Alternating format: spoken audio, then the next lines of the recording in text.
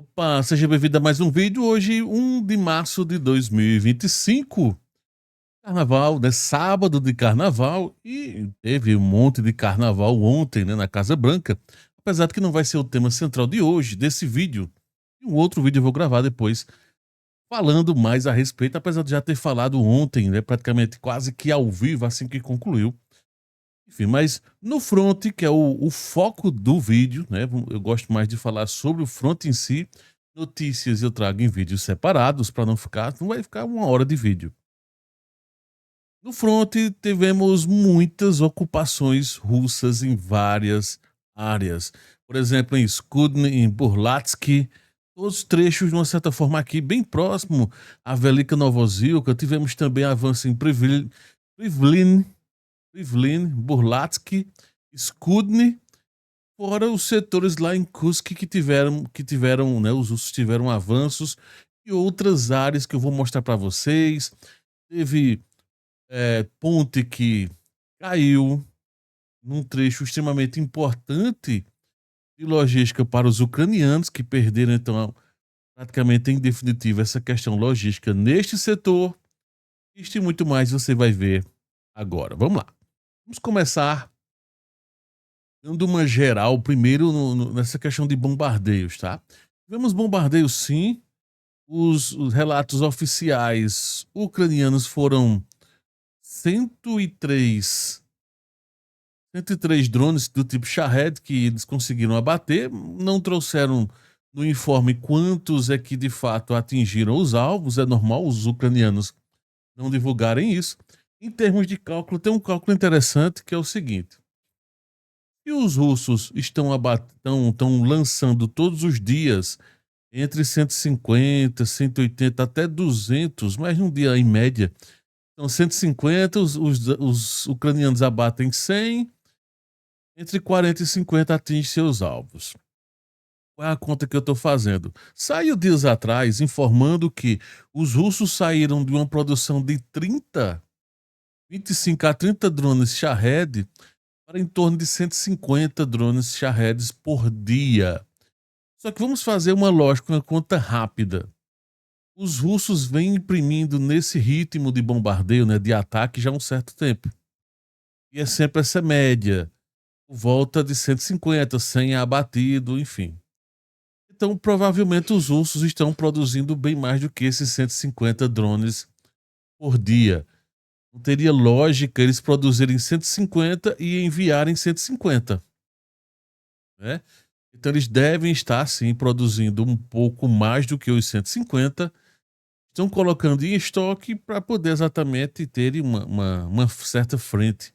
Não tem lógica, como eu falei, produzir 150 por dia e enviar os próprios 150, né? Qualquer vacilo que der numa fábrica dessa, qualquer bronca que acontecer de uma, um sistema logístico falhar e não chegar a determinadas peças, tudo vai por água abaixo. Então é provável que os ursos estejam produzindo bem mais do que isso, tá? Só uma curiosidade, então, o contexto. Tivemos explosões em várias áreas aqui na região de Odessa, tá? Bombardeio, o famoso míssil balístico, o provavelmente o FAB-500 ou FAB até 1500, não sei exatamente o tipo. Tem até eu vi uma reportagem russa comentando que alguns FAB 3000 foram utilizados recentemente, isso a imprensa russa falando. Só que não explodiram como deveria. São FABs muito antigos, são mísseis burros que se tornaram inteligentes, né, com o novo equipamento lá, o chamado UMPK, e, né, que eles colocam um planador, um pequeno motor atrás, enfim. E estavam dizendo que as explosões eram muito falhas, que os russos estavam utilizando, portanto, esse tipo de bombas maiores, estava tendo recentemente menos bombardeios, porque os russos estavam disparando o máximo possível essas chamadas FAB 3000, que nem capacidade de cerca da do FAB 500, que é 500 quilos de explosivo, 3000 é por volta de 3 toneladas, tá? mas elas estavam falhando muito, porque são bombas muito antigas, de mais de 10 anos, 15, 20 anos que foi fabricada e os russos estão utilizando primeiro elas, tá? Só uma curiosidade de ataque. Então teve ataque com drones também. Em Kherson, bombardeio, mais uma vez em Kherson, também teve presença de drones aqui, teve até civis que foram feridos, segundo os informes ucranianos. Bombardeio em todo o território, como sempre, do front, que é padrão, o modus operandi esse tipo de ataque. O que chama a atenção é o contínuo ataque em Kramatorsk, todo esse trecho aqui, Constantinivka, e uma novidade que foi um ataque aqui nessa região, tá? Que é dentro da chamada rodovia H32, que vai entre vamos ver se eu consigo falar aqui, que é quase um trava-língua pra gente, tá? Novo Economicne. Novo Economicne. Novo Economicne. Um vilarejo que fica aqui, ó, neste setor, bem distante, né, do setor de Constantinivka. Mas o que foi que ocorreu aqui, ó? Explosão, a bomba causou explosão, causando a destruição da ponte. Essa ponte aqui. Então, se ainda, perceba que tem até neve ainda presente, né? Então, se ainda existe a possibilidade, se existia, né, a possibilidade de passagem, alguma coisa aqui, logística, não só vindo de Constantinívka, mas de outros setores, tá? Possível então vir de outros setores. Agora já era, os russos explodiram a ponte aqui, beleza? O que mais que nós temos dessa parte logística? Deixa eu só mostrar aqui. Aí teve ataques aqui em Kharkiv, muito ataque em Kharkiv, muito mesmo, tá? Não sei o que tá rolando aqui, não deram detalhes se era um possível futuro ataque ucraniano ou se tem alguma coisa de os reservas ficarem aqui. Foi muito ataque, tá? Aqui tá mostrando 5, mas não foram só 5. Tô colocando 5 aqui, mas na realidade foram ondas de ataque aqui nesse setor. Uma curiosidade, então muito ataque. Em Sumi, entre Sumi e Sudza, mais uma vez, bombardeio, focando na logística, para sufocar em definitivo tudo que está acontecendo aqui em Kursk. Lembrando que esse mapa não ele mostra com precisão as notícias, mas não exatamente o que está acontecendo no front. Daqui a pouco é que eu vou mostrar para você. Vamos lá, agora vamos dar uma geral o que é que os russos conquistaram. Foram muitos territórios, tá? Eu vou trocar de mapa porque um outro mapa é mais especializado nisso. Ó, nas últimas praticamente 24 horas, os russos avançaram só aqui em Velika Novozilka em 3 áreas. E em 3 áreas distintas, tá bom? Deixa eu só tirar o zoom aqui para você entender o contexto onde nós estamos. Aqui, ó, Velika Novozilka, acima tá Kurakov, enfim. Este setor, os russos avançaram em Privin. Todo esse setor que está em vermelho aqui foi avanço nas últimas 24 horas, tá? Foi num ritmo acelerado. Em Burlatsk, outro vilarejo conquistado pelos russos e, inclusive, trazido oficialmente, e Skudny. Oficialmente, os russos estão trazendo que Skudny e Burlatsk caiu de forma oficial. E Privin já estava informando até um pouco antes disso. Então, esses 3 setores, tá? Todas essas 3 áreas aqui, até além da própria Vilnpole, que é esse trecho aqui, em breve vai cair também. E aí não tá muito claro ainda para onde é que os russos querem ir. Tá naquela situação do tipo, estão encontrando falha, estão avançando, tá?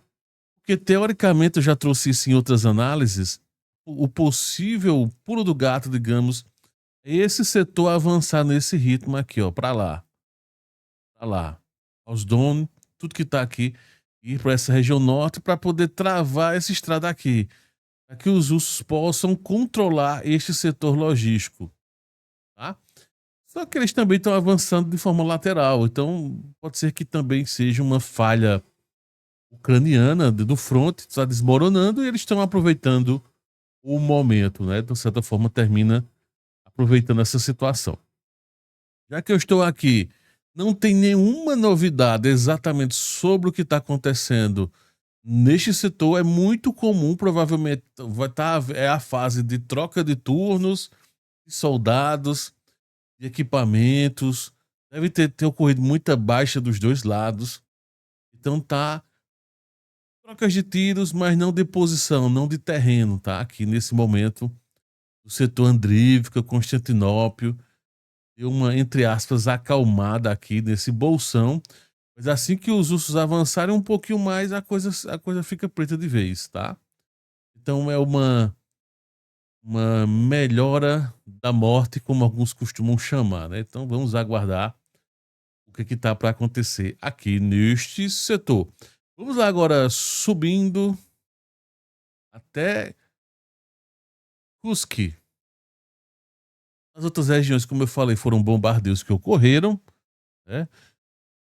E chegando a Kursk. O que está acontecendo aqui? Vamos lá. Mais áreas, os russos estão avançando em mais algumas áreas. Sim, tem uma outra área em Kupiansk. Porque eu mostro aqui rapidinho. Ó. Então os russos estão avançando aqui, ó, nesse setor, fizeram. Tá interessante aqui, fizeram um rompimento, na realidade, de área, de setor. Vou tirar mais um zoom pra você entender onde é. Aqui em cima, aqui ao norte, era o que? O setor de Pogrebsk, tá? E essa lateral, que até um tempo atrás os russos tinham sido expulsos, avançaram. E eu já venho comentando, a meta de imediato russa é chegar até esse rio aqui, ó, é chegar neste movimento aqui. Então todo esse setor tem uma tendência natural nas próximas horas ou dias ser ocupado. Todo o setor do rio, margem esquerda, a margem cis, né, como dizem os britânicos, a margem cis desse rio, a margem ocidental, ser ocupada pelos russos. Essa é a meta que aparentemente está sendo concretizada aqui, de fato, né? Assim como o setor Zuráfica, os russos estão avisando que conquistaram em definitivo essa aldeia, que já é dentro da Ucrânia, tá? Já é dentro do território ucraniano, esse setor já avançou. Continuam os muitos ataques na estrada, na chamada R200 ou H200, como alguns locais informam também, tá? O foco é sufocar cada vez mais a presença ucraniana no setor de Kursk. E tem até, cadê? Não é essa do Himalaia, não. Cadê aí? Outros, Urávica, ao norte. Aqui, ó, só para mostrar a vocês o avanço nesse setor aqui ao norte também de Himalaia Lopnia. E é depois de Pogrebsk, tá? Que é todo esse setor aqui que eles estavam. E que é um setor que, perceba um fato interessante, que é a primeira vez que eu vejo esse movimento do lado trans, né, do lado oriental, melhor dizendo, do rio.